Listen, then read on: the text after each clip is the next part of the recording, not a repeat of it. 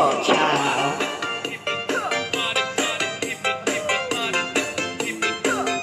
Yes, good evening everyone.